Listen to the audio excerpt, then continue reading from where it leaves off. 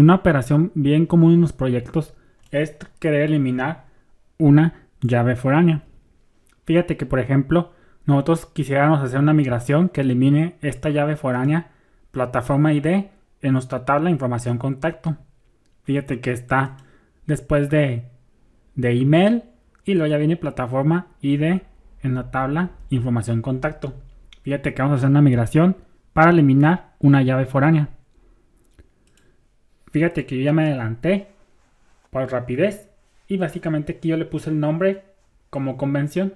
Le estamos diciendo drop, bórrame la plataforma ID a la tabla información contacto table. Y usamos la bandera guión table porque va a ser una operación de modificación. Así que la creamos. Fíjate que ahí ya se me está creando. Y vamos a ello. Vamos a eliminar esa llave foránea. Vamos a ponerle drop esta mera. Información contacto, información contacto.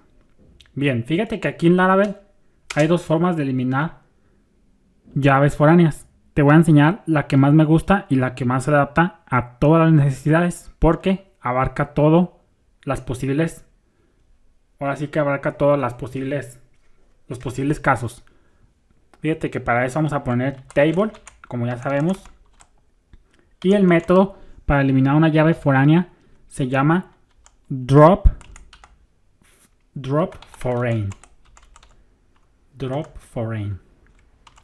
Fíjate que esto recibe como te estarás imaginando, como se ve aquí, un string o un arreglo.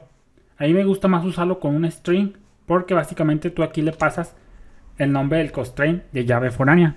Si vemos nuestra base de datos, ¿cómo se llama nuestro constraint de llave foránea? Se llama FK información contacto. Así que tú te lo traes, copias y se lo pegas aquí. Y básicamente con eso tú le dices que quieres eliminar ese constraint. Para nuestro caso es la plataforma ID, la columna plataforma ID. Así que este método recibe un array o un string. Te digo, esta es la forma que a mí más me gusta, pasándole un string porque tú le dices el nombre del constraint de la llave foránea en cuestión. Así que con esto vamos a eliminar la llave foránea. Y pues lo más normal es que también te quieras eliminar pues la columna en cuestión, la que está albergando esa llave foránea. Para eso ya sabemos cómo eliminar una columna. Básicamente es con drop column y le pasamos el nombre de la columna que queremos eliminar. En este caso plataforma ID. Obviamente aquí en nuestro caso sí lo podemos hacer porque pues aquí no hay restricción de constraint, no va a haber errores, pero obviamente en tus proyectos, además de esto, tú debes de considerar que si eliminas una columna no afecte a los constraints con los que esté relacionado la tabla o la columna en cuestión. Para nuestro caso se facilita, pero obviamente tú ya si tienes tablas mucho más complejas o que implican una relación y que no se puede eliminar la columna, pues ya tendrías que hacer aquí otras validaciones según tu caso. En nuestro caso pues básicamente con que nosotros ya sabemos que existe la columna y que no tiene constraint con otras tablas, así que nosotros podemos tranquilamente hacer esto, pero ya como te digo, tú ya tendrás que considerar en tus proyectos si puedes eliminar una columna sin que afecte a los demás constraints. Pero pues ya eso ya depende de la regla de negocio de tus tablas. Entonces fíjate, vamos a eliminar primero el constraint. Una vez que lo eliminamos, pues ahora sí ya eliminamos su columna. No tiene caso que esté ahí. Es lo más normal que se hace. Entonces, ¿cuál es la operación contraria a eliminar una foránea y una columna? Pues simplemente la operación contraria, es decir, el método down, básicamente es volverla a agregar. Para eso sí debemos de protegernos un poco más nuestra migración ante los posibles casos. Vamos a hacer un if, vamos a decirle, vamos a preguntarnos primero con el método hasTable, que también ya lo vimos. Básicamente primero vamos a preguntarnos si existe la tabla, obviamente, información contacto. Y como ya sabemos, también nos debemos de preguntar, con un paréntesis, debemos preguntarnos también si la columna no existe, porque la vamos a agregar apenas. HasColumn, esto ya lo vimos, no lo voy a explicar, porque ya lo hemos visto. básicamente información contacto. Y vamos a ponerle plataforma. Y todo esto igualado a false. False. Fíjate que aquí te lo voy a explicar brevemente de qué se trata. Le vamos a decir, para agregarlo, primero debemos asegurar que exista la tabla en cuestión. Y que además, esa columna, aquí con el hash column, lo estamos negando. Te digo que a mí no me gusta usar el operador de negación.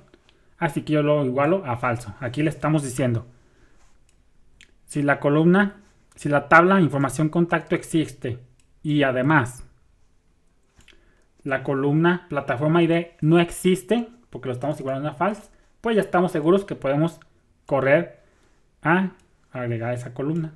Vamos a ello. Vamos a ponerle este código. Aquí ya estamos seguros. Ya en este punto del if ya estamos seguros que la tabla información contacto y que la plataforma ID no existe. Así que nosotros podemos agregarla tranquilamente para hacer la operación contraria a eliminar. Entonces vamos a ello. Vamos a decirle, ojo aquí, vamos a aprender aquí otro nuevo método. Vamos a ponerle onSigned porque pues ya sabemos que esa estamos usando para llaves foráneas.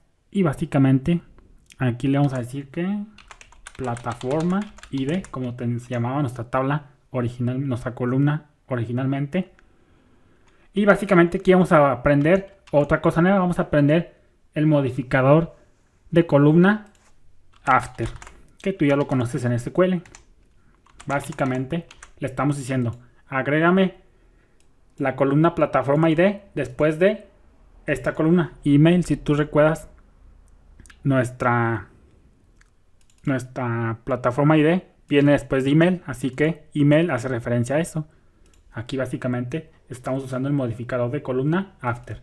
Agrégame el plataforma ID después del campo email. Eso es algo que estamos aprendiendo nuevo. Y ahora básicamente pues vamos a copiarnos el constraint para no escribir tanto, que ya lo podemos reutilizar.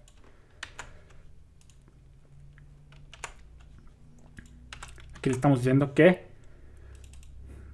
mi plataforma ID va a albergar la llave foránea y mi nombre de constraint personalizado, porque nosotros así lo decidimos, que va a hacer referencia a ID de la tabla plataformas.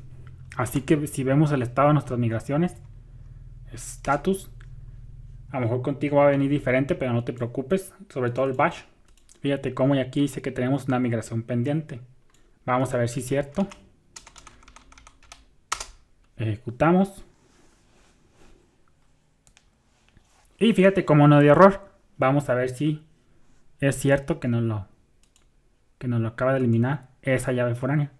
Y fíjate cómo efectivamente nos ha eliminado la llave foránea plataforma ID. Obviamente con su columna, que es lo más normal que tú vas a requerir en tus proyectos. Vemos el estado, migrate status. Y ahora para corroborar vamos a usar el rollback para ver si funciona nuestro método down. Rollback. Como esa migración solamente, como en ese batch número 11 se ejecutó esta migración, pues podemos usar el rollback porque nos va a deshacer el último bash, y el último bash pues nomás está compuesto de esto, así que pues podemos usar el rollback sin ningún problema, porque nomás se va a chutar esta del bash 11, que fue la única en ese bash. Fíjate cómo no nos dio error. Vamos a ver si es cierto. Cerramos aquí, refrescamos, abrimos y fíjate cómo efectivamente nos pone nuevamente la llave foránea plataforma ID big int. Vamos a ver los constraints y fíjate cómo efectivamente nos está haciendo la operación contraria, que es volverla a agregar. Información contacto plataforma ID, plataformas, plataforma ID. Entonces, eso te quería enseñar en este video. Es muy común querer tú eliminar una llave foránea. Ya te lo he enseñado cómo y seguimos avanzando.